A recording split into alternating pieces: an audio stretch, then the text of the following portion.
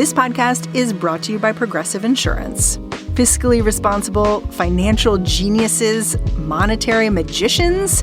These are things people say about drivers who switch their car insurance to Progressive and save hundreds. Visit Progressive.com to see if you could save. Progressive Casualty Insurance Company and Affiliates. Potential savings will vary. Not available in all states or situations. Hey, it's Mary again. Thanks for sticking around to the end of this episode. Before I say goodbye for the day, quick reminder to take our listener survey that we're running this month. We want to make sure your voice is heard. Visit the show notes or slate.com/whatnextsurvey. It'll only take a few minutes, I promise. Totally painless. Thanks again. I'll see you next episode.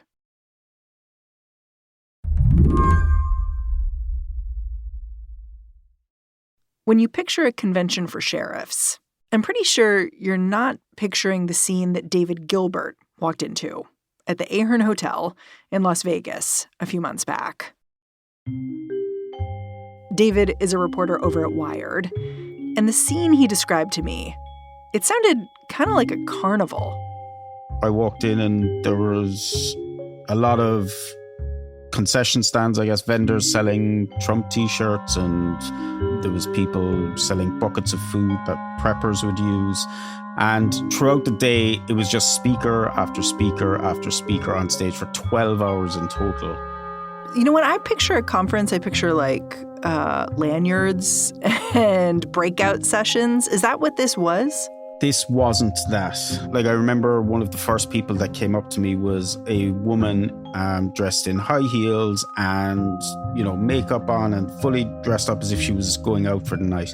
And she had her little dog on a leash and she was going around to the tables handing out her business card. And it turns out she's a sovereign citizen lawyer. Now, sovereign citizens are people who believe that the actual law in the US doesn't apply to them, and therefore, you know, if they get a speeding ticket, they ignore it because they don't believe it's valid. And she felt right at home with a bunch of sheriffs? She did. This woman felt at home here because this was a meeting of constitutional sheriffs. These are law enforcement officers who believe they are the highest authority in the land, more powerful than the federal government. They say they draw that authority from the people because they were elected. And elections, well, this group is really concerned about them. The main central key element of this conference that they were pushing was the idea that the election was stolen, that the 2020 election was fraudulent, that Donald Trump should be in the White House, and that they need to take action in order to prevent that from happening again in 2024. A sheriff from Washington shared a 32-page guide on how to recruit a posse at this conference. His own posse, he said, was more than 150 strong. A sheriff from Michigan explained how he'd gone about trying to seize voting machines back in 2020. The rhetoric that these constitutional sheriffs have been pushing in relation to elections over the last 6 months has become increasingly violent and increasingly intense. If one of these sheriffs ended up trying to stop the steal, quote unquote, in a swing state, would it surprise you? I've been asked that a few times since I published this piece, and I have to say that the idea that one of them would take action if they saw or if they heard about something happening in their county in relation to the elections it's pretty high. I think there is a huge chance that something like this could happen. All week long, we have been talking about the people and places that could impact next week's election. Today, we're going to think about what happens in the days after the election. What if the spoiler you really need to be thinking about is wearing a badge? I'm Mary Harris. You're listening to What Next? Stick around.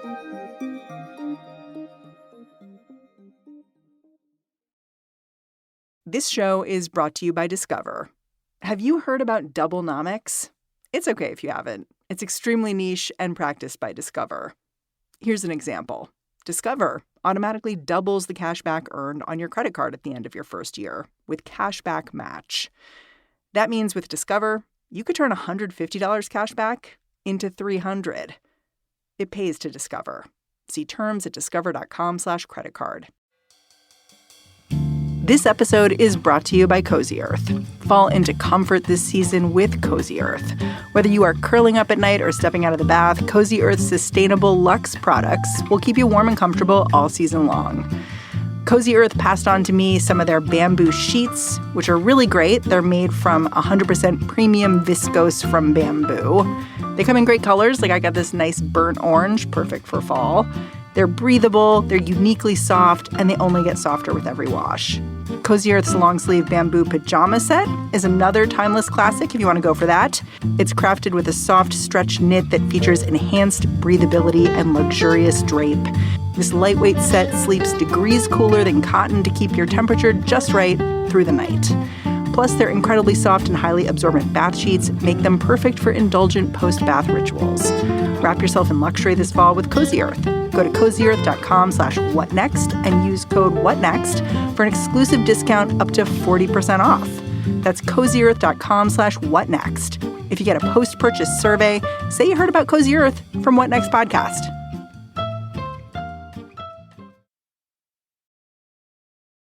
What does a constitutional sheriff believe? A constitutional sheriff believes that they are the ultimate power in their county, that no one else has any power over them. So like a mayor, city council, any of those groups, they don't count? Mayor, city council, governor, FBI, CIA, any federal or state agency has no control over them because, and this is kind of the crux of it, they are unique in law enforcement in that sheriffs are elected by the people, and therefore constitutional sheriffs believe that they are answerable only to the people. And so that they feel that gives them this innate right to defend the Constitution, even though there is no mention of sheriffs in the Constitution. Huh. Is a constitutional sheriffs movement a bipartisan movement, or is it really just happening in the Republican space? No, it's not bipartisan. It's completely one-sided. It has become a pro-Trump movement in the wake of Trump's rise from 2016. Obviously, it has its roots long before Trump came, but in the last 8 years, it has become wedded to the Republican Party and its orthodoxy, and it is 100% pro-Trump. Yeah, you've talked about how when Trump was in office, he would have events with sheriffs.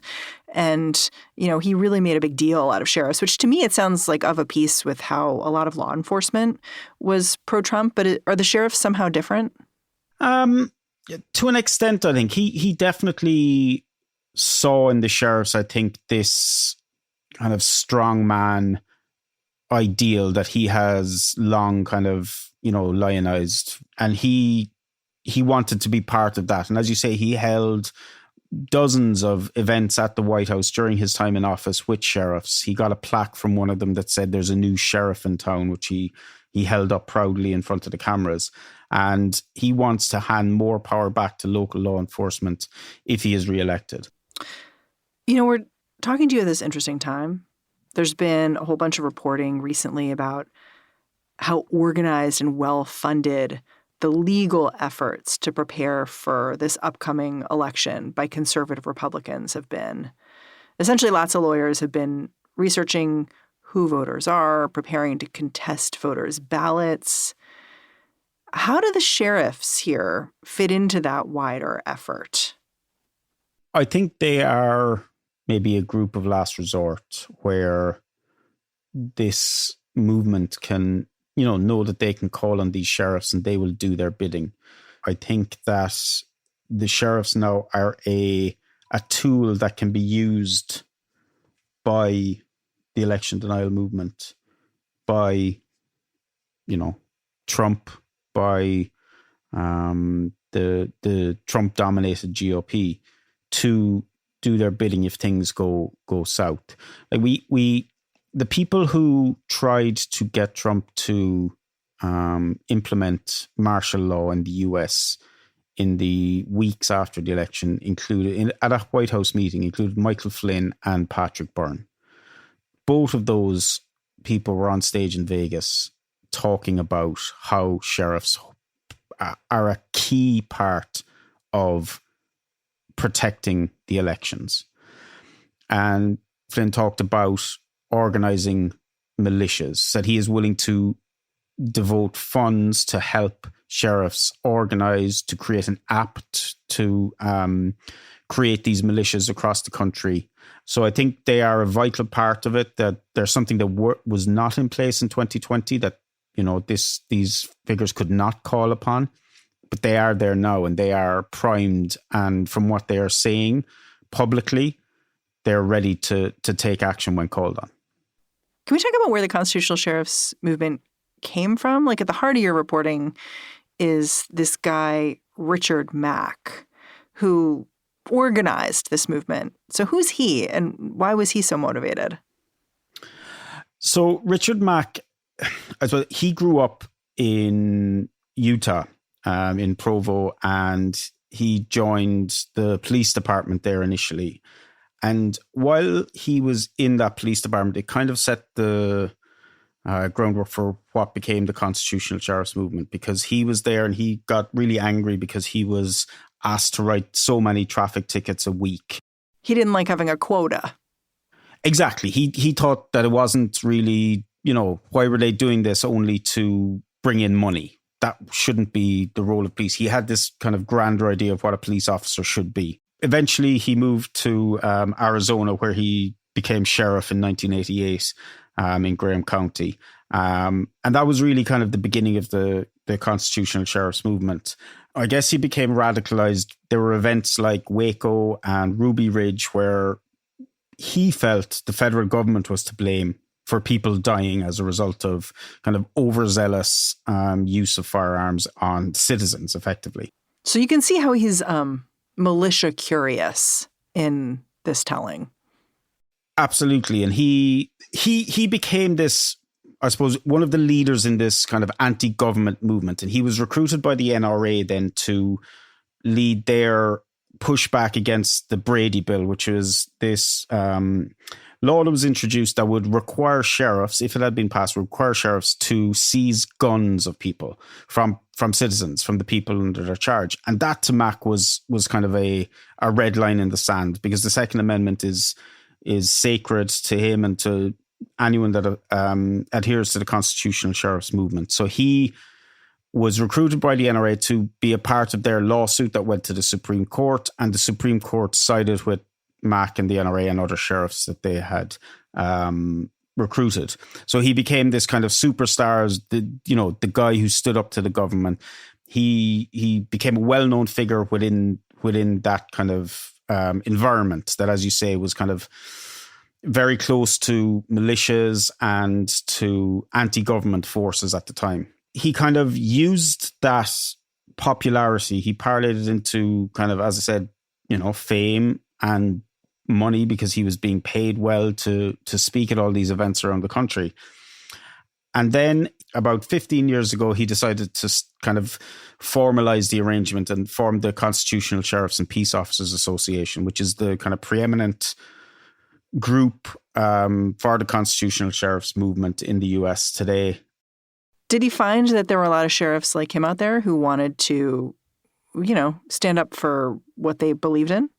The numbers vary. He's kind of contradicted himself at times about how many people were members of the CSPOA and how many people adhere to the constitutional sheriffs movement. But there are definitely hundreds of sheriffs. Now, in total in the US, there are 3,143, I think, sheriffs across the US.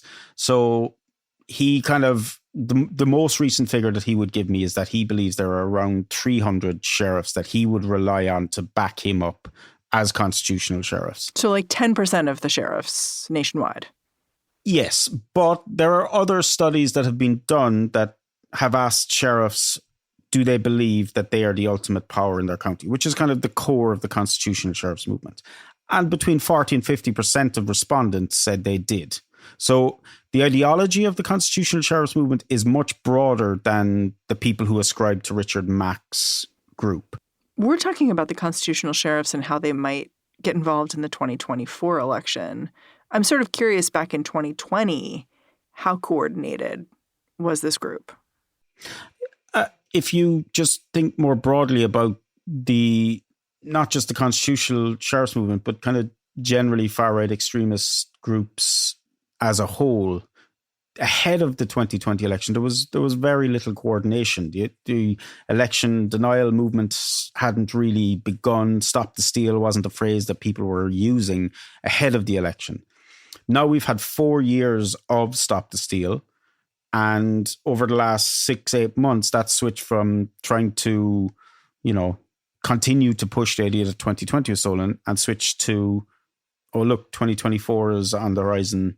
This is how they're going to steal it, and laying the groundwork for them to be able to say, oh, look, we told you so. We told you this was going to happen. And now it's happened because Donald Trump lost again. And this time, the constitutional sheriff's movement are central to that narrative, to that push to get people to believe that elections in the US are fraudulent, even though all the evidence shows that the 2020 election was the most secure election in history. That doesn't matter. 1/3 of people in the US believe the 2020 election was stolen now, which is just a mind-blowing number of people.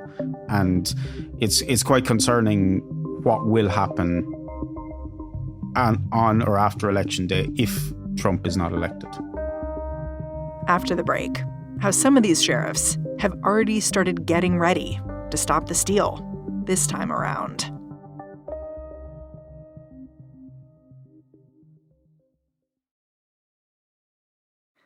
This episode is brought to you by Saks.com. There is joy in finding the perfect gift for the ones you love, but it can be a challenge. Saks.com's holiday gift guide makes it easy. Whether you are surprising your hard-to-shop-for sister with a Chloe bracelet bag or gifting your partner a memorable scent from Gucci. At Saks.com, there is holiday inspiration for every personality on your list. If you go to their website, there is even a tab specifically for gifts where you can hunt for the perfect item for the pickiest shopper in your life, from Prada sneakers to Gucci lipstick. Saks.com's handpicked guide can help take the stress out of the holidays. And don't forget about yourself. You can add instant cheer to your home with some bright decor or bundle up in a scarf coat from Totem to stay warm all season long. Find gifts guaranteed to bring joy to everyone this holiday season at Saks.com. That is Saks.com for the ultimate holiday gift guide and all the shopping inspiration you need. This show is brought to you by Discover. Have you heard about Doublenomics? It's okay if you haven't. It's extremely niche and practiced by Discover. Here's an example. Discover automatically doubles the cash back earned on your credit card at the end of your first year with Cashback Match. That means with Discover, you could turn $150 cash back into $300. It pays to Discover. See terms at discover.com/creditcard. I want to dig into what happened back in 2020, especially in Barry County, Michigan, where Dar Leaf is the sheriff, because he seems to have really laid out a blueprint for how sheriffs can get involved in elections. Can you just tell me the story of who Dar Leaf is and how he responded in 2020 in his Michigan county? Sure. So Dar Leaf is he's a member of the board of the constitutional sheriffs, and he's been a sheriff in Michigan for decades. And when it emerged that a militia had been plotting to kidnap the governor, Gretchen Whitmer, a militia called the Wolverine Watchmen, Leaf publicly defended those members of the militia who he knew personally and who he had appeared on stage next to. So that's the kind of person we're talking about here. So when the election came around, he immediately believed these conspiracies about voting machines, about Dominion voting machines in particular. He believed that they had been used to switch the election from Trump to Biden, even though Trump won easily in Barry County in Michigan in 2020. Yeah, that's such an interesting detail to me, that he wanted to talk about the voting machines and how they were fraudulent, but Trump actually won his county. So it's a little unclear to me what and why he's investigating. It is. When I asked him this in Vegas, I asked, why do this? Trump won. And it's a way, I think, for him to pretend that this is not a partisan effort, that because Trump won and he's still doing this, it kind of, he says it proves that he's not doing it because of his support of Trump, that he's doing it just because he wants to, secure the elections for everyone. It sounds like you disagree with that. You think there's a different motivation. I completely disagree with it. The motivation, I think, is that he wants to be part of this movement that emerged in 2020, or he wanted to be part of it. That, there was it 60 or 60 plus court cases filed in the weeks and months after it. There was this hysteria that happened where everyone saw election fraud everywhere. A huge number of conspiracies that came out, and everyone got involved. Everyone who had defended Trump got involved. And I think Darleaf wanted to be part of that effort. And so he just went for it. He tried to seize the voting machines. What happened when he tried? I think one of the hopeful points, I think, from my reporting is that there were checks and balances in place there. At least at that point, he went to try and seize the voting machines via the courts. Now, whether that remains the case in 2024 and they may just bypass the courts completely and seize the voting machines, I don't know. But at that point, there were some checks and balances in place. And the judge threw out his effort to seize the voting machines and said, you don't have a case. You have no proof of anything in this case. Did he stop there? No. He spent instead the last 3 years since then continuously investigating these claims. He's made wild allegations that this spans the globe, that there are countries all over the world involved in this effort to steal the US election, all via Dominion voting machines, of course. So he has become absolutely obsessed with this, and he now seems to be as convinced as he was back in 2020 that he is on the right track. And he's not alone. There are dozens of constitutional sheriffs who have been in place for decades. And a lot of them, while maybe not as extreme as Darleaf, have voiced a lot of concerning viewpoints about their power and what they can do. Towards the end of your recent reporting, you wrote about the constitutional sheriffs for Wired. You said you'd spoken to Richard Mack, the guy who leads the constitutional sheriffs, and he sounded deflated. Does that mean he feels like his movement isn't as strong as he hoped it would be?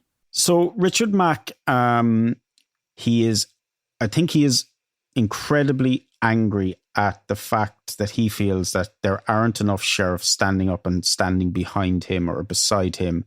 I was watching one of his webinars recently, which he does every week, a private webinar for people who have subscribed to the CSPOA, who pay him $10 a month. And you could tell he was just becoming more and more irate about what was happening. He was really angry and telling those who are listening that they have to do something. You have to step up. They have to take it that he is obsessed with the election. And I think that he has become more and more convinced and more radicalized in the last 6 months, and is fully ready to,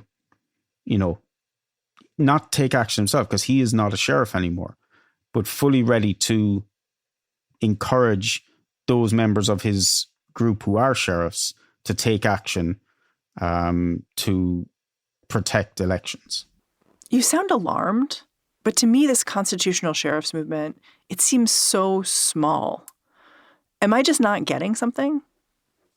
I am alarmed, and I think people do need to be paying more attention to this movement. Yes, it's small, the numbers are low, but the amount of power that these sheriffs have, especially the amount of power they believe they have, combined with their networking with powerful figures in the election denial movement, suggests to me that they could be used as a way to bring about, as a way for the election denial movement to stop what they believe is the theft of the election in 2024, something that they didn't have the option to do in 2020.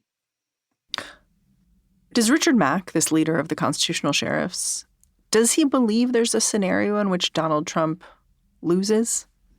Yeah, he thinks it's a probability that Donald Trump loses because he believes that he believes it's already being stolen. Yeah, but I guess what I'm asking is, if Donald Trump loses, will he believe it, or do you think he's just ready to fight?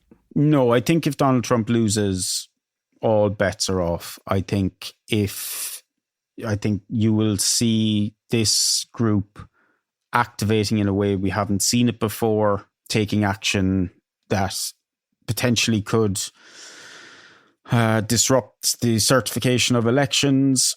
And it's because the way sheriffs are organized locally that it won't happen.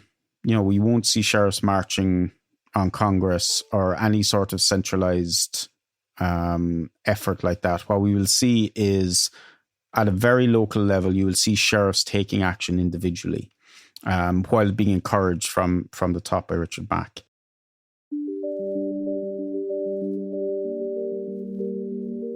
As a result, I think that there is no world where Richard Mack will stop until either he has exhausted every avenue for what he can do, or Trump is elected as leader of the US. David, thank you for your time, and thanks for your reporting. No problem. Thanks for having me. David Gilbert is a reporter at Wired. He covers disinformation and online extremism. And that's our show. Just a reminder that until November, we have totally got you covered when it comes to the election, especially every Friday when we drop a little treat into this feed that we call The Surge. It's me and Jim Newell talking through the news and politics week by week. But to get The Surge, you have to subscribe to Slate Plus, our membership program. The good news is that that's really easy. You can subscribe now on Apple Podcasts by clicking Try Free at the top of the What Next page. Or you can visit slate.com/whatnextplus and get access wherever you listen. You'll get bonus content, plus no ads on any podcasts. What Next is produced by Paige Osburn, Elena Schwartz, Gunther, Anna Phillips, and Madeline Ducharme. We are led by Alicia Montgomery. Ben Richmond is the Senior Director of Podcast Operations. And I'm Mary Harris. Thanks for listening. Catch you back here next time.